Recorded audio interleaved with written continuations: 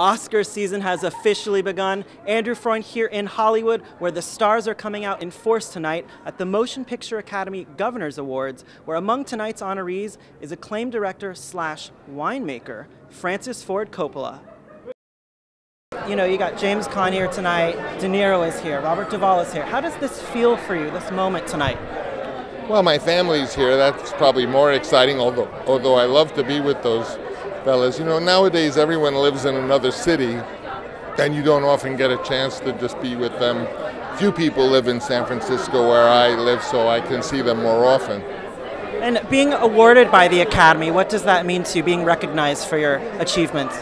Well, it's very pleasant and wonderful, an honor to be included with the great producers who have won the Thalberg Award, and Thalberg himself is a great figure, a boy wonder, as you know. So this award is more for the films I've produced, aside from writing or directing. And you know, we made some great ones: American Graffiti, The Black Stallion, so forth and so on. Many, many films.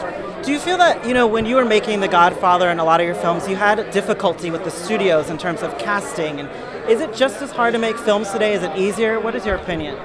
Well, if you finance the movie yourself, then you can do what you want. So that's more what I do. But yes, it's tough. If someone's putting up money for a film, they feel they have a say.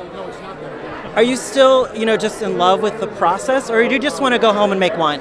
No. I want to go home and drink wine, but the cinema is the most magical art form. I'm making a film right now, and I tell you, there isn't a day I come home and I say, God, I just learned something so incredible about how to make a film. And if you can do that at this age, then it must be the form itself. You know, it's only 100 years old, so there's much to learn from it. And you mentioned you're making a film now. What are we going to see from you in the future? Well, you'll probably see a film that I write and direct and produce every year and a half. So how has he changed your life? He used me. I did a picture with him in '69 called The Rain People. I was 11, I think, at the time. But anyway, you think that's funny? I'll get over there and slap you as big as you are. I was -10. Anyway, and I knew I was with somebody special, you know, and then we did The Godfather, and I don't know, he just made me feel comfortable, and I trusted him, which sounds kind of petty, but I mean, as an actor trusting a director, it doesn't happen too often. You know, the way when Francis said, that's good, you didn't question it, you know. What's it about Coppola's style of directing that's so unique? I don't know, it's not his style, it's his knowledge, you know. I mean, he knows when I work, he knew where every character was at every moment. And he would pick improvisations that were just really fitting. He went to acting school and studied acting. He knew lighting. He was a wonderful writer. You know, I mean, you look at all the people that came out of that picture, whether it be Gordy Willis and, you know, the great sound guy, Dean Tavalleros. I mean, people in every aspect of filmmaking became the big, you know, the big guys. Including you. Yeah, for a while, yeah. And what's it like being here with these legends in the room? I mean, you just met Eva Marie Saint. I just met Eva Marie Saint. You're the second legend I've met because they drugged me right over here. I haven't had a chance to meet anybody, and more importantly, not even have a drink.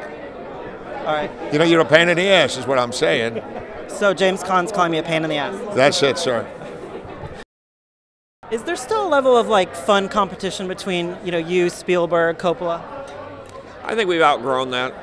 You know, we've all kind of gone our own paths, and they're all very different now.